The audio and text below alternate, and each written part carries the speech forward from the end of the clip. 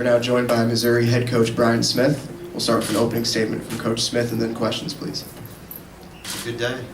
Good round. Friday night you go 7-0. It's a real good round. I know we scored some bonus points in there, and our freshman Jaden Heuerman knocked off two really good kids with the Princeton kid and the Stanford kid. So it was, getting three in the finals. Coming into this tournament, I talked with my staff, and we've had a bunch of guys make the finals before, and we've never had two in 1 year, and to get three at home here in Missouri, that's fun. Coach Smith, I was talking to you out in the hallway. 2012, you guys had all 10 guys qualify here in St. Louis. You were the host, as a matter of fact. You had 0 All-Americans that year. Explain the swing of emotions from 2012, having all 10 guys and not getting what you want, to 3 finalists for Mizzou in front of your home crowd, and just the wave is rolling 7-0 on the night. What are the emotions like? What's that swing like, and how have you built it from there to now? 2012 was a hard day. That Sunday after, I wanted to quit coaching. I thought we win the Big 12, we break through and finally do it and get our first Big 12 title, and then come out and lay a big egg. And so obviously the blame had to be on me, and I remember I drove 12 hours. I bought a puppy, and I still got that puppy, and he reminds me that I got to coach him up because I don't want that feeling again, but I love my dog. But I drove and got that puppy, and I said, I gotta find ways to improve, because that can't happen. We can't get so overjoyed about winning a conference tournament that you go lay an egg like that, and it can't be that big of a deal. And since then, we've won 5 straight conference tournaments. But the focus is the national tournament, and our guys stepped up today. And the feeling is much better today than it was in 12. Coach, when Jaden Heuerman jumped into your arms after he made All-American, what was that moment like for you?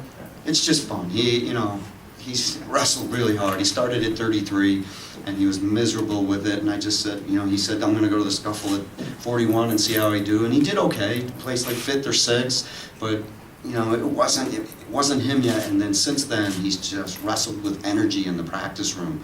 And I saw it, and I said, he's going to be really, really tough to beat at the national tournament, because he's just hard to score on, and he scores a lot of points. And he's done that. His only loss right now is to Heil on riding time, so he's on a roll right now. Exciting. I've known him since he was a young kid, so he's a local Columbia kid. To see a kid out there like him and Jaden Cox, stepping up in front of the home state, it's fun. Brian, it's been a bumpy road for you guys this year. How did you hold it all together? I told them, I won't tell you exactly the words I told them, but I said, you guys have been not a good word to me this year, and a bunch and I said, but the adversity you've caused me and yourselves and through the season with, when we went down and had a missed weight and this and that and lost Oklahoma, and then we laid an egg at home against Northern Iowa and got beat in the duel, and it was frustrating. But every time they would bounce back and come back stronger, and I kept telling them, you guys are really talented. This is a very, very talented team, maybe the most talented team I've ever had.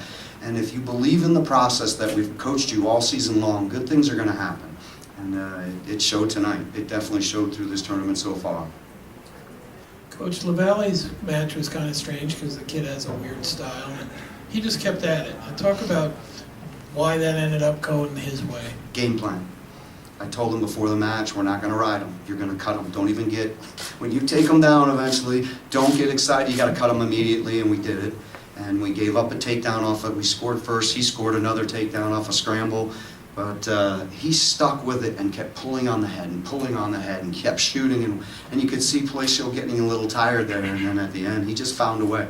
He found, in those late scrambles, the guy that's wrestling with the energy is usually going to win it. And Joey ended up on top and had to ride him out, and then gets the back points, that was awesome. That was a very exciting win, because Joey, at a point last year, I asked him to leave. I asked him to leave the program. This is the truth. I said, you're just not doing it right. You're not living right. Your redshirt year has been not great. And I said, if you want to stay, you got to come and give me 10 things that you're going to change. And he showed up with a haircut the next day. He showed up just changed. And it's been every day in practice, smiling, working hard since that day last year. And to see him make the national finals, oh man, you got to love it. You got to love that as a coach, when a kid changes his life like that. And then here we are, 7, 8 months later, or 10 months later, and he's in the national finals. Because I knew if he did it right, if I could cause that, if he chose the right road at that point as a coach, it's exciting, and he did, and I'm so proud of him.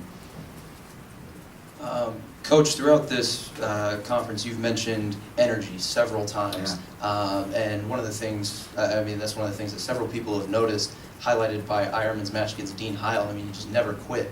Where's this energy coming from?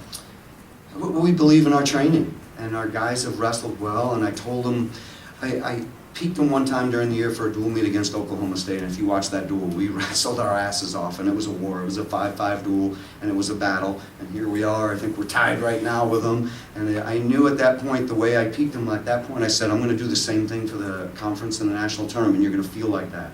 And of course, they trusted me because it worked, and you have to have trust with your athletes. And these guys have believed in me. Sometimes they test me and they don't listen, but they believed in this process, and I saw it in the last couple of weeks when we went into the conference and had 6 champs and weren't even favored to win the conference and set the record. And I said, we're going to do the same thing for NCAAs. Believe in it. We're going to have lots of energy. The longer the tournament goes, the stronger we become. Coach Smith, from Syracuse, where you obviously got no support from your administration, to Mizzou, where you've built a Tiger-style brand, and your families, your son was on the team with you guys. How have you been able to do this, and what's it like going from opposite ends of the spectrum, from administrative support to no administrative support, to what they've done for you at Mizzou? Yeah, I've had 19 amazing years. There's been some difficult ones, but I think the first 3, but 16 of them in a row now where we've been rolling. And everybody's, Mike, Mizzou's this new power. We've been pretty darn good now, 16 straight years. And a lot of it is, Mike Alden, who was my AD for like 17, 18 of them, really believed in what we were doing and the philosophy of Tiger Style. And now the school is really kind of stealing Tiger Style, and it's called Mizzou Made. But if you look at it, it's very similar to Tiger Style, and we love that. We love it that they're using that because we want the athletic department to be successful. And if we've had this success, steal from us, use it. And so, no, I love the people at Missouri. I've been able to raise my family. They've been really good to me. And you see that crowd. I think the first year I was in Penn State where I took one guy. And the reason I got one guy, John Smith said, we got to have one guy go to the Nationals for Missouri. It's important to the program. I've never forgotten that. And from that, we had maybe 2 fans at the Nationals. And you see, we sold about 800 tickets for this event. That'll do it from Brian Smith. Thank you all. Thank you.